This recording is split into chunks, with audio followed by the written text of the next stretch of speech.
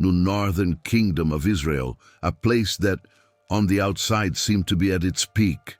The cities were full, the harvests were good, and the people were too busy forgetting where the true blessing came from.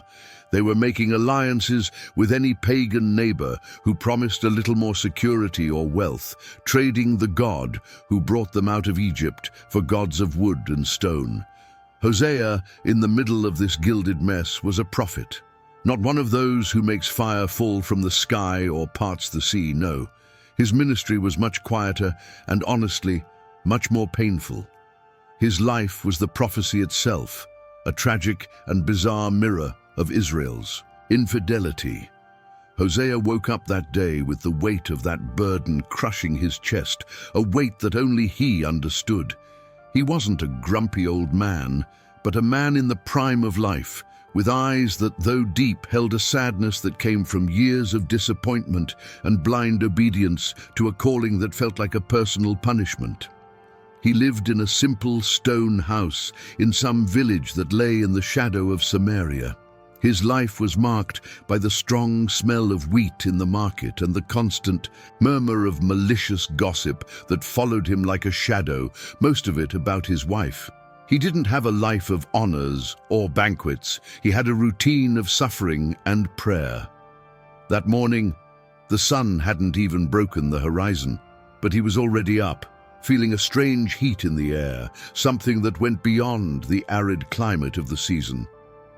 It was as if the very atmosphere was charged, foreshadowing that this would not be an ordinary day. He tried to shake off the feeling, but the sensation was that an invisible and imposing force was about to enter the scene. The first thing he did was look at the side of the bed. Gomer was not there, and this, for Hosea, no longer caused the sharp pain of before, but rather a profound resignation, a kind of silent grief that had become part of his DNA. Gomer was a woman of rare beauty, but not in a common way. She had a fire in her eyes, a wild vivacity that attracted all gazes. It was as if she were made of light, but a light that burned, and could not be confined to a home. Her absence from the bed was the physical and daily proof of his ministry. The infidelity of a wife he loved deeply mirrored Israel's infidelity to God. He did not judge her with the wrath of hypocrites, but with the sadness of one who understands the weight of freedom, and he felt shame not for himself, but for the burden he carried, knowing that every step he took was watched and commented on at the street corners of the market. At that moment, while the house was still immersed in the pre-dawn gloom, an oppressive silence settled. It wasn't the silence of peace, but the silence that precedes the scream, you know. Hosea was in the kitchen preparing a simple bread, and the flour in his hand seemed to have the harshness of a guilt that was not his. Suddenly he felt something. It wasn't a voice in his head, it wasn't a wind, it was more like the stone floor itself had vibrated. And it wasn't an earthquake. It was a spiritual reverberation, a presence so massive and intense that the air became dense, almost liquid. The aroma of the bread vanished, replaced by an indescribable scent, something that resembled ozone mixed with myrrh, a smell that screamed, "Holy!" The hairs on the back of his neck stood up, and his heart began to beat frantically, a beat that seemed to want to leave his body and flee from that atmosphere of mystery and dread. He knew in the deepest part of his being that the one who had called him was there. The presence was so overwhelming that Hosea couldn't move. He stood paralyzed, his hand still half buried in the sack of flour, his body frozen in a posture of involuntary submission. There was no visible light, no angels with trumpets, but what he felt was infinitely more powerful. It was as if the stone walls of the house had become transparent, and he was floating in a void where the only reality was that being. His thoughts, which moments before had revolved around Gomer's absence and the pain of his calling, were abruptly silenced. It was an empty mind but a screaming spirit. His human emotions, sadness, resignation, even everyday fear, were replaced by a reverent awe, a fear that doesn't paralyze to flee, but freezes to worship. He couldn't reason, only feel the majesty, a force that had created the heavens and the earth, and that, for some unfathomable reason, had decided to manifest in the dusty kitchen of a rejected prophet. That moment wasn't about him, but about the revelation of a love that persisted, even in the face of infidelity. He swallowed hard, feeling his throat dry as sand. The humility of that manifestation, without pomp or circumstance, struck him with more force than any thunder. It was God coming to meet his pain in an intimate and overwhelming way, and this made him feel the least of men, but also the most graced. He finally fell to his knees on the cold floor, not by command, but by an irresistible impulse of the soul, while the scent of myrrh and ozone intensified, cleansing every corner of that small and insignificant room. His tears, silent and hot, streamed down his beard, mixing with the dust and flour in what seemed to be the most unusual and genuine altar in all the kingdom of Israel. He didn't dare to look up, fearing that the sight would consume him, preferring to remain focused on the ground, in the expectation and mystery of that encounter, knowing that his life would never be the same after that subtle yet powerful touch of eternity. The vibration in the air seemed to pulse in sync with the rapid and erratic beats of his heart, a dissonant yet deeply spiritual melody that only he could hear and feel. Then, in the midst of that spiritual fog, Hosea heard. It wasn't with his physical ears, but with a part of his being he barely knew existed. It was a voice, but not a human voice. It was a sound that seemed to come from everywhere and nowhere, at the same time, as if it were the sum of all silences and all screams, of the universe, transformed into something audible. The resonance was so perfect that it seemed to be rearranging the atoms of the house. The message wasn't of judgment or wrath, which he honestly expected, given the situation in Israel. Instead, the voice brought an unexplained tenderness, a pain so deep and genuine that he felt his own heart break with empathy. "Hosea," the voice whispered, and his name sounded like a funeral song and a promise of life. Look at her pain, and see my pain." The prophet, still prostrate, understood what that meant. It wasn't about Gomer, the prostitute. It was about Israel, the unfaithful beloved. His entire life, the public humiliation, the marriage that was a daily burden, all of it was a divine script, a living and painful parable for a people who had become deaf to the words of the prophets. He felt the Creator's grief, a pain of rejection that was infinitely greater than his own.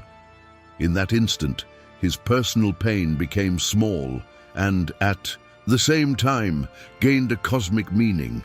Hosea felt understanding flood his mind like a torrent of cold, clear, and purifying water. The prophecy of resilience was not a burden, but a terrifying privilege. He was the chosen one to personify the grief and unconditional love of God. This transformative discernment descended upon him with the gravity of a revelation that shifted the axis of his life.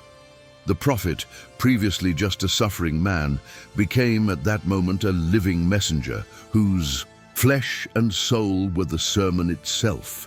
He squeezed his eyes shut, his inner vision expanding beyond the borders of Israel, realizing that Gomer's infidelity and his love for her were just a small reflection of the celestial drama underway, a drama of betrayal and a love that refuses to give up, that pays the price of redemption. Hosea, his face pressed against the ground, began to weep in a way he had never wept before. They were not tears of despair or self-pity, but of an understanding that tore through the soul. That weeping was the translation into human sounds of divine grief. He saw flashes in his mind, not of great battles or catastrophes, but of mundane scenes of infidelity. A man of Israel kissing an idol of Baal on a high place. A woman offering the first harvest not to the god of her fathers, but to Asherah, the goddess of fertility. And in each of these flashes, the voice resonated, not with anger, but with the grief of a betrayed spouse. It was the most terrifying and beautiful vision he had ever had. The beauty was in the depth of that love, which persisted despite everything. The terror in the coldness of the people, who rejected something so pure for trifles and empty promises.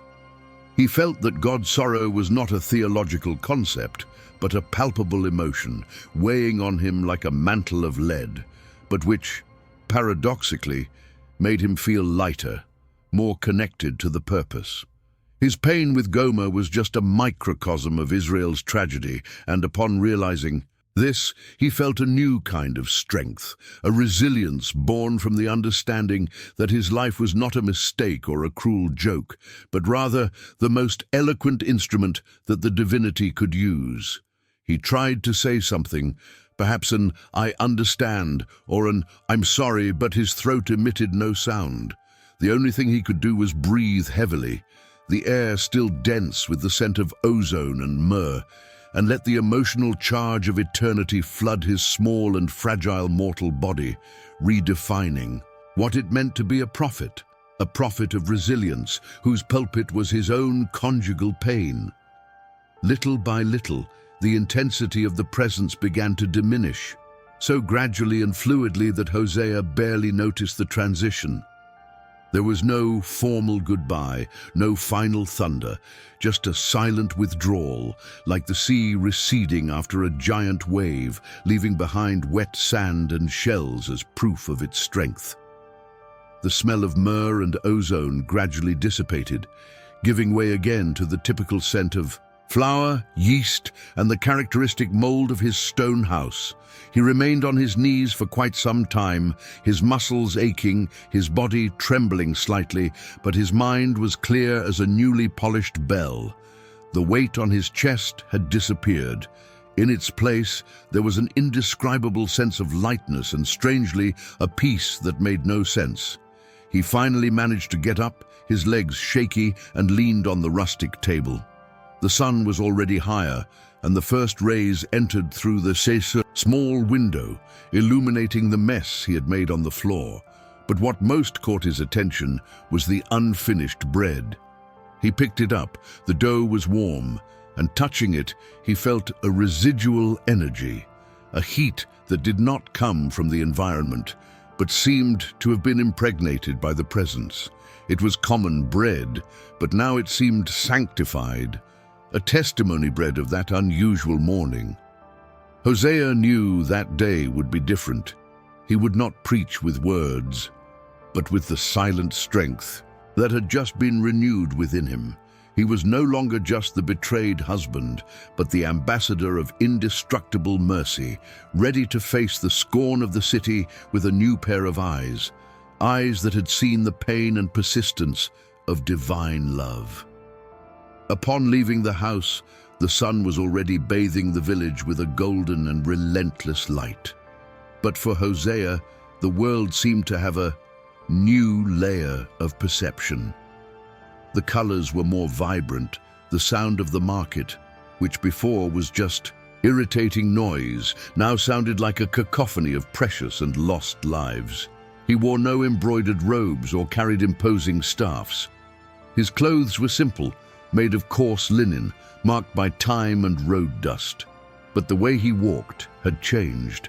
It was no longer the hunched stride of the shamed man, but a firm step, almost solemn, of someone walking with a deep secret in their chest.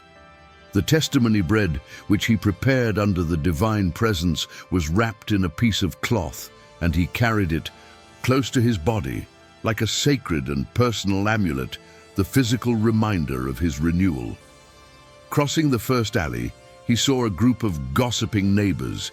The women there, whose tongues were sharper than any sword, and who, no doubt, were already commenting on Gomer's absence and the prophet's strange calling. They looked him up and down with a mix of scorn and morbid curiosity. He felt the sting of rejection, that familiar feeling of being an outcast. But this time, the pain did not paralyze him. He just stared at them with a calmness that disarmed them, a look that seemed to see beyond the shell, straight into their spiritual emptiness, a look loaded with the misunderstood mercy he had just felt. This unusual attitude, this absence of a defensive reaction, made them quickly avert their gaze, confused and, in a subtle way, uncomfortable. He didn't need to say a word. His presence was now the sermon. His journey led him to the gates of Samaria, the capital, a city that was the epicenter of idolatry and unwarranted luxury. The entrance was a spectacle of ostentation. The massive cedar and bronze gates gleamed under the sun, guarded by soldiers who seemed more concerned with displaying their polished armor than protecting the city. The smell inside was a disturbing mix, expensive incense from the temples of Baal and Asherah, mixed with the stench of sewage and the rancid opulence of the previous night's banquets. The contrast between the visible wealth and the spiritual misery was so stark that Hosea felt a momentary nausea.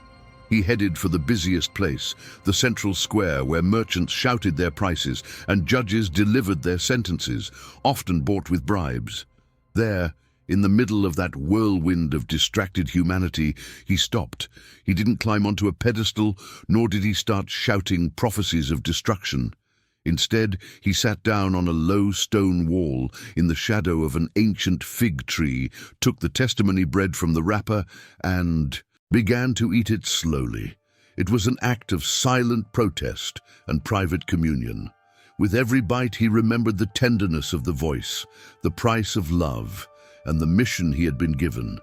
His countenance was one of disturbing tranquility, a beacon of peace in the midst of chaos.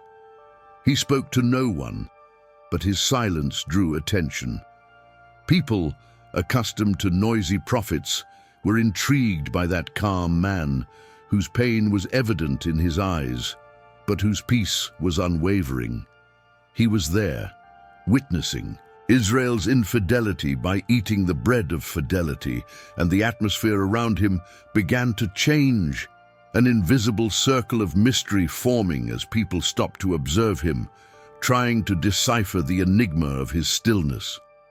As time passed, the crowd around Hosea grew, not because of a spectacle, but because of a hypnotic curiosity.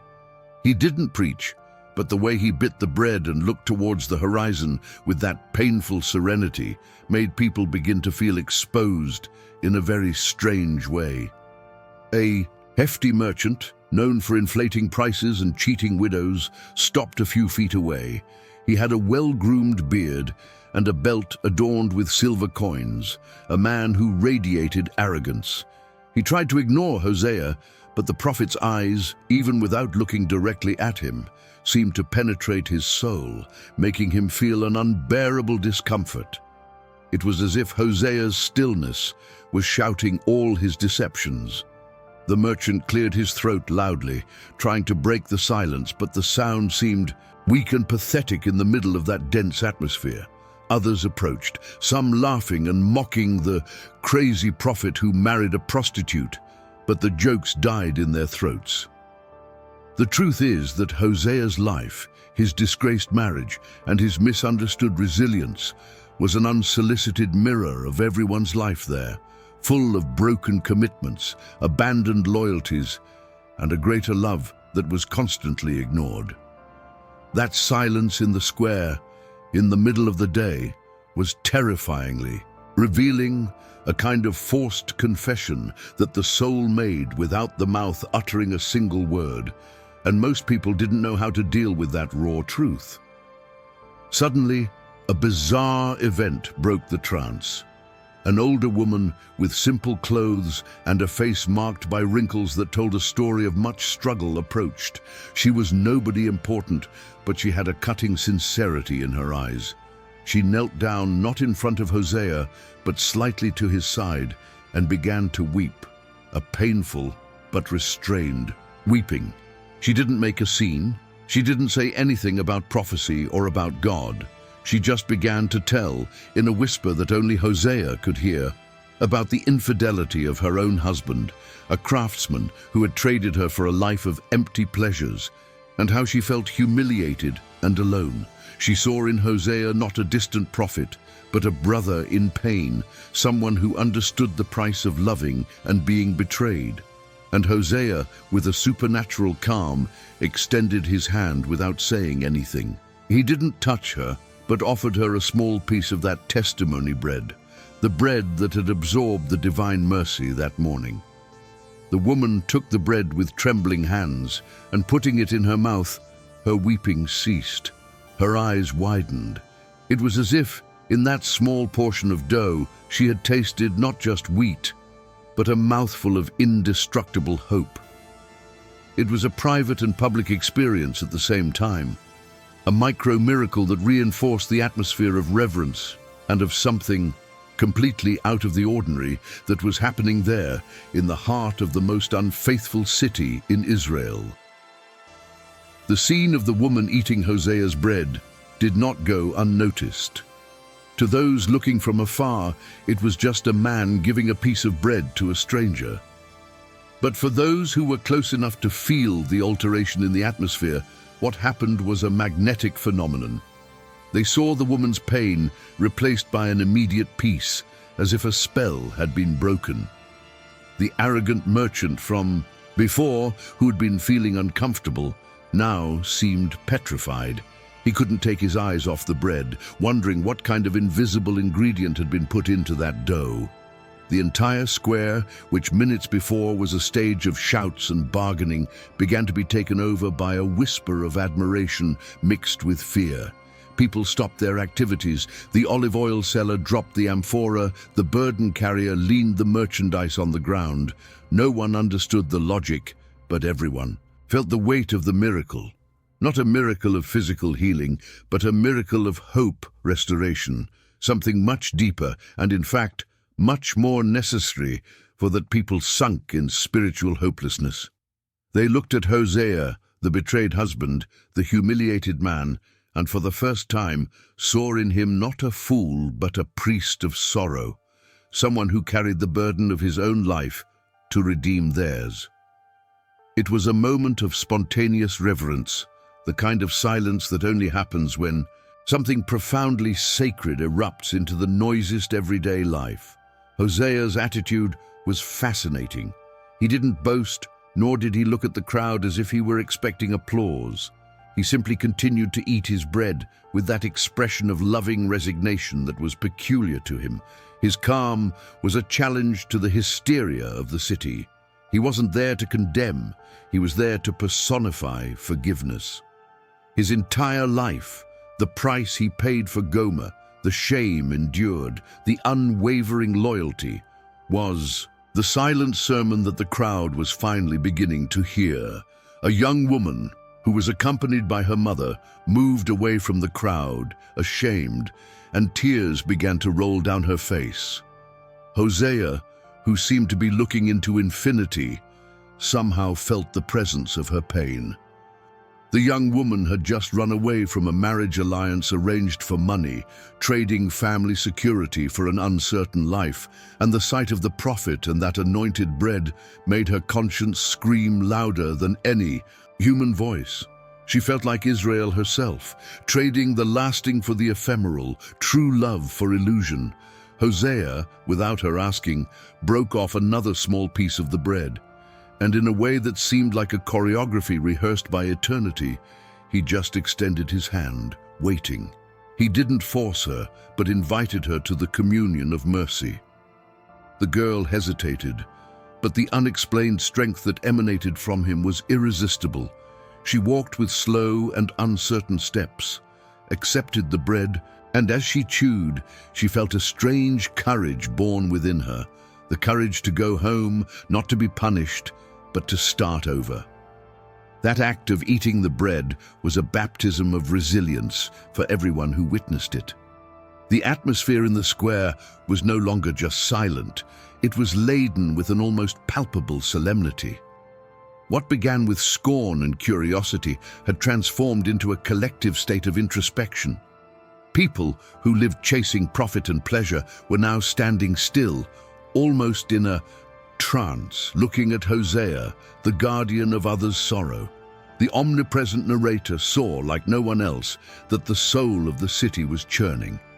He could feel the spiritual memory of Israel being awakened, the memory of the covenant at Sinai, the broken promise, the abandoned love. It was as if Gomer's infidelity, which was the topic of all the gossip, had become the most powerful sermon they had ever heard. Hosea's humiliation, the prophet who had to pay the price of redemption for his wife, the famous price of 15 shekels of silver and a homer and a half of barley, which he used to redeem Gomer from her bondage, now hovered over them as a silent accusation and at the same time as an infinite proposal of forgiveness. He didn't need to talk about repentance and return. His life was the verb made flesh. He felt the weight of that discernment, realizing that on that day he was not only Hosea, the man, but the pulsing heart of mercy, inviting the people to return to the first love with the same courage he used to face daily betrayal. This sense of tragic and glorious destiny at the same time flooded him, and he could almost hear the echo of the divine voice saying, "Return, Israel, to the Lord your God." While the crowd remained catatonic, observing the prophet's stillness, the omnipresent narrator noticed a tiny detail, but of overwhelming importance. A boy, perhaps 10 years old, who was playing near the fig tree, approached Hosea, not with fear, but with an unarmed, childish curiosity. His knees were scraped and his hair was disheveled, but in his eyes there was a purity that the city had lost. The boy did not see the betrayed husband, nor the strange prophet.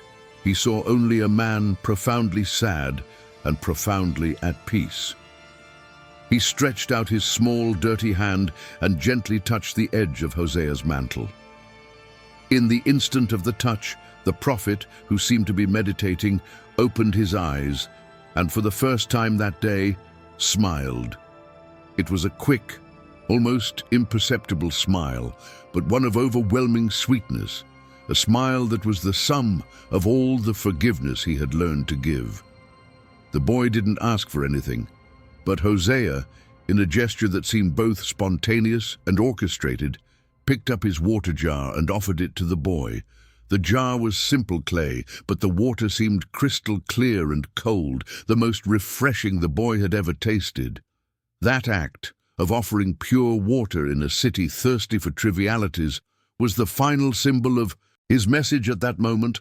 True life is in purity, and redemption is available to everyone. The boy's purity was the only reflection Hosea found of Israel's original innocence, and he felt a wave of hope invade his chest, a stubborn hope that refused to die, just like the love he nourished for Gomer. The silence that followed the act of water was different. It was no longer one of morbid curiosity, but of deep embarrassment. The purity of that small gesture, a broken prophet offering water to an innocent child, exposed the monumental corruption of the city. Hosea, the man people mocked for having an adulterous wife, was demonstrating a level of fidelity and mercy that the high priest of Israel himself could not replicate. He was there, a living monument to resilience, proof that love can withstand the most painful betrayal and still find the strength to forgive and offer hope. The omnipresent narrator perceived that the crowd was experiencing a cathartic mirroring experience. They wanted to hate him, ridicule him, and push him away because his simple presence exposed the lie they were living in. But at the same time, something in them clung to that unexplained peace that the prophet radiated. The heat of the day seemed to increase, and the sunlight, previously golden, now seemed incandescent, focusing on Hosea. as if the heavens were using him as a magnifying glass to show Israel the difference between life and spiritual death. The prophet felt an intense and familiar heat in his chest, the same he had felt next to the flower, the confirmation that his pain was, at that moment, united with the pain of the eternal, and this gave him a silent strength, a power that surpassed the army of the king of Israel. The peak of this tension came with the arrival of Samaria, one of the city's magistrates, known for his pompous speech and his attachment to superficial religiosity. Samaria was a middle-aged man with immaculate robes and a gaze that conveyed superiority. He came from the court, where he had just condemned a poor man for an insignificant theft, and he couldn't stand the idea of that spontaneous and strange gathering in the square, disrupting his day of power. He approached, imposing, with the intention of publicly rebuking Hosea and dispersing the crowd. His voice was loud and sounded like an empty gong amidst the silence. "Hosea, why do you disturb the order in the square? Go home, take care of your problems. We don't have time for your lamentations," he shouted, intending to humiliate him. But Hosea did not get up. He just looked at Samaria, and the prophet's gaze contained no anger or judgment, but a pity so profound, a sadness so genuine for the magistrate's empty soul, that the powerful man stopped mid-step. It was a confrontation between the opulence of hypocrisy and the purity of resilience. Samaria felt a chill run down his spine, as if God himself were looking through the eyes of that simple man. He, who was accustomed to making people tremble, felt his legs weaken. Hosea's silence was a stronger accusation than any speech, and the magistrate, not knowing what to do, took a step back, his face suddenly pale, his arrogance evaporating in seconds, leaving in its place only a terrifying shame. Samaria's retreat was the shot that no one fired. That magistrate, who was the personification of Israel's corrupt power, having backed down before the stillness of a simple man, validated the experience everyone was having. The crowd, previously paralyzed by fear and gossip, let out a collective sigh, a mixture of relief and terror. They had just witnessed the fragility of human authority against the silent force of morality, and this was something that shook the deepest structures of the city. Many began to weep, but again, it wasn't a cry of lamentation, but of catharsis. It was the weeping of guilt that finally finds a means of escape, the recognition that they had traded fidelity for pleasure, the lasting for the momentary, and that they were living a life of spiritual adultery that was much worse than Gomer's. The omnipresent narrator saw that at that moment, the prophecy of resilience was being fulfilled on a massive scale. Hosea was no longer just the prophet. He was the living sacrifice whose suffering opened the door to the repentance of his people. The scene was unbelievable. A busy square, paralyzed by a man with a piece of bread, an involuntary gathering of thirsty souls exposed and, strangely, healed by the living testimony of pain endured with love. For Hosea, the magistrate's retreat and the crowd's weeping came at an extremely high emotional cost. He felt a wave of psychic energy hit him, as if he were absorbing through his eyes and his skin the burden of guilt and repentance of hundreds of people. It was a new pain, different from the personal pain of betrayal. It was the pain of fallen humanity, the weight of an entire nation's infidelity being channeled through him. His eyes turned red, and he felt a momentary dizziness, a sensation that his physical body was not enough to contain the immensity of that burden. He squeezed the testimony bread in his hand, seeking the anchor of that sacred morning, the memory of the tender voice. He took a deep breath, drawing the heavy, hot air into his lungs, and tried to concentrate on the feeling of indestructible peace that had been given to him. He knew he couldn't collapse. Not there. He needed to be the unwavering mast in the middle of the storm, Hosea closed his eyes and, in an act of silent surrender, he allowed the pain to pass through him. He didn't reject it. He embraced it, understanding that this was the cross of his ministry: to suffer for love, to redeem by his own life, and to become, in fact, the living parable of mercy. To relieve the unbearable pressure, Hosea did something that looked like a dance move, but was a silent scream of the soul.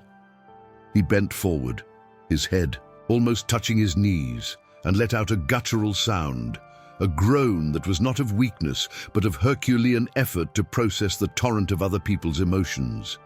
His body was sweating, not from the heat of the sun, but from the spiritual heat that consumed him.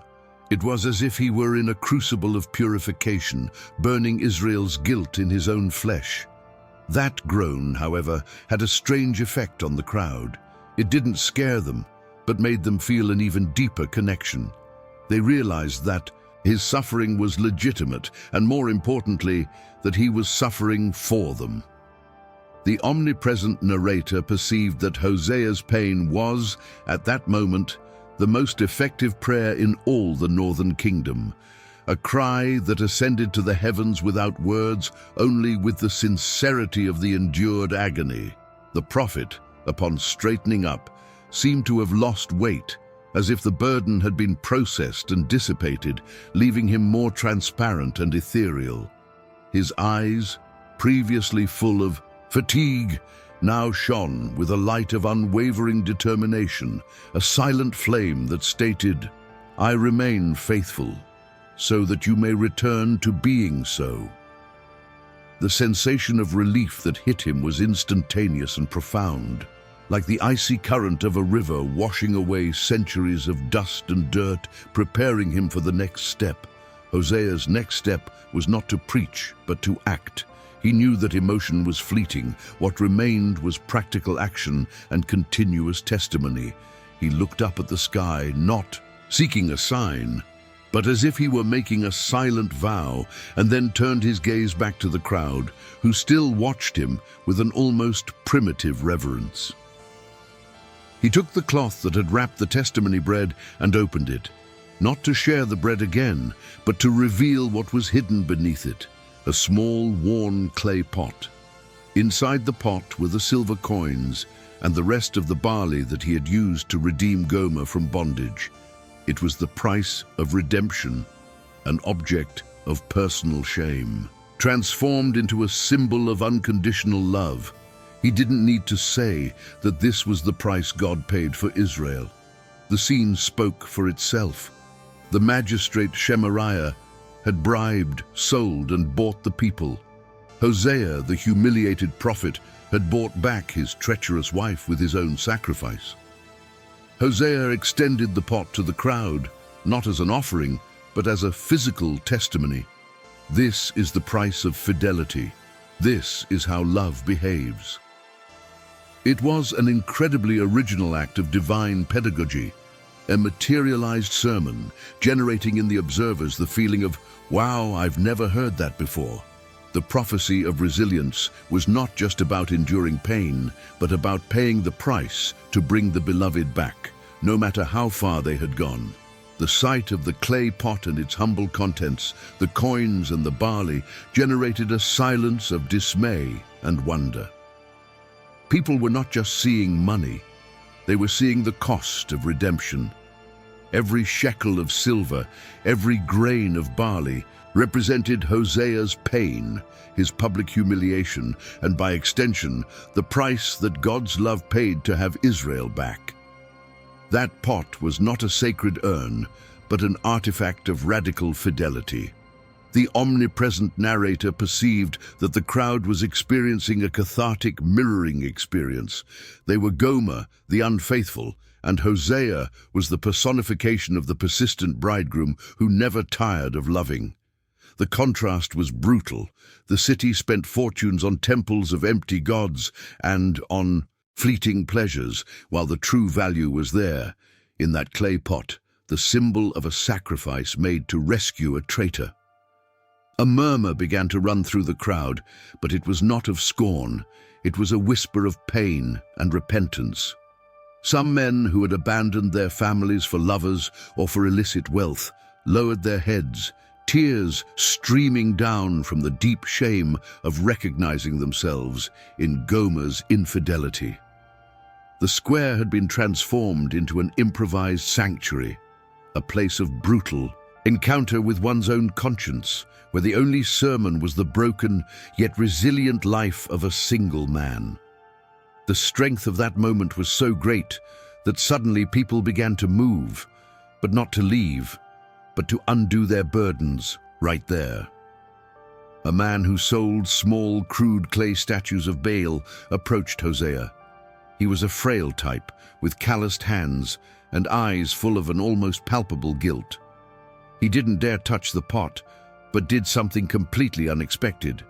He broke the statues he held in his hands. It was not an act of anger, but of surrender. He crushed them on the stone floor, and the sound of the pieces of clay breaking echoed in the square, sounding like the breaking of the bonds of spiritual slavery. Another woman, who wore a stone necklace that symbolized the worship of the goddess Asherah, tore it from her neck with force, letting it fall next to the pieces of clay. These were practical acts of repentance, something much stronger than any word. Hosea, who observed everything with his supernatural calm, felt a current of warm, purifying energy sweep through the crowd. He knew that the prophecy of resilience was not just about him, but about the capacity for return of the human being. This was the fruit of his painful obedience, hope reborn in the heart of Israel. That day was not just a sermon, it was a silent revolution, a redefinition of what true worship and fidelity meant. The sun began to set, staining the clouds of Samaria with shades of orange and purple that seemed to reflect the passion and sacrifice of that day. The crowd, exhausted by the emotional roller coaster, began to disperse slowly. It was not a usual scattering, it was a silent and thoughtful exit. Many picked up the pieces of the broken idols and the remnants of Asherah's necklace, not as garbage, but as tactile evidence of the decision they had made in that place. Hosea remained there, seated, feeling the emptying of the square and the fullness of his spirit. The air, which was previously dense with guilt and incense, now smelled of wet earth and relief, as if a summer rain had cleansed not only the streets, but the very moral atmosphere of the city. He felt the physical fatigue of a day of heavy work, but his heart was light. The pain of his wife, his humiliation, all of it had finally fulfilled its cosmic purpose that day. The omnipresent narrator perceived that Hosea had become the prophet of resilience in its purest form, not by words, but by using his own life as a bridge between divine wrath and mercy. The testimony bread was gone, but the taste of fidelity remained in his mouth. When the darkness of night finally embraced the city, Hosea got up. His legs were numb, but the resolution in his spirit was unwavering. He knew that his work in the square was finished. The memory of the people had been awakened, and the seed of return was planted. However, he still needed to close the personal cycle that had begun his prophecy, the cycle with Gomer. He began to walk, not back home, but to the shadiest neighborhood of Samaria, the place where infidelity was openly bought and sold. He felt fear, a human and palpable fear, different from the reverent awe of the morning. It was the fear of re-encountering the source of his pain, of facing the betrayal once more, of reaffirming his vow of unconditional love. But he did not hesitate. He knew that for his prophecy to be complete, for the message of redemption to be credible, he needed to reenact the rescue. He found her in a modest house, in the faint light of an oil lamp. Gomer was alone, her face pale and tired, the wild vivacity of her eyes completely extinguished, replaced by a deep emptiness. She saw him, and shame hit her with a physical force. She expected anger, shouting, perhaps even violence, but Hosea just stopped at the door and looked at her. His gaze was not one of condemnation, but of a mercy that hurt. He didn't need to ask where she had been. The answer was tattooed on Gomer's exhaustion. Hosea said nothing about the day in the square, about the tears of the crowd or the broken idols. He knelt down and took the barley and the silver coins from his small bag, the exact price of redemption he had shown to the crowd, the symbol of his sacrifice. He placed them on the ground between them. I paid the price, and I will pay it again. You are not for sale, he said, his voice hoarse but firm. Come home, Gomer, not out of obligation, but because I love you. Your home is waiting. Gomer broke down. The words and the gesture were a blow of mercy that broke her and remade her at the same time. That man was not there to punish her, but to rescue her from the slavery she herself had chosen. She crawled to him and hugged him, an embrace of guilt and gratitude that expressed everything she couldn't say. Hosea, the prophet of resilience, felt the last sting of pain go away, replaced by the absolute peace of one who fulfills a calling to the end. The climax of that epic day was the return home. Hosea took Gomer by the hand, back to the simple stone house. They did not become a perfect couple. The scars of betrayal and pain remained, but now they were scars of redemption. The prophecy had ended in the square, but the ministry of resilience would continue at home. Hosea lay down that night, exhausted, but with a heart at peace. He didn't fully understand the magnitude of what had happened, but he knew that his life, his pain, and his unwavering love for Gomer had become God's clearest message to Israel, that love prevails over rejection and that the way back is always open.